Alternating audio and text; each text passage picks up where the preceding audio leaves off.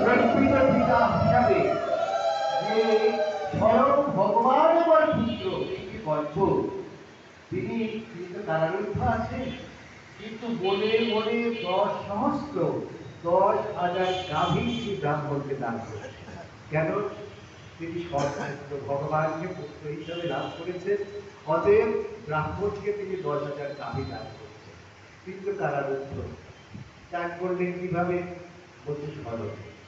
আমরা যেমন যে বললাম না, চলেন স্মরণে সেই ব্রহ্মকুণ্ডে গিয়ে শ্রীদেব গোস্বামীর কাছ থেকে সেই যে তিনি অমেয় মধুর যে ভাগবত তিনি পরিবেশন করেছিলেন, সেই মধুময় ভাগবত শ্রবণ করে আমরা কৃতকৃত্য হই।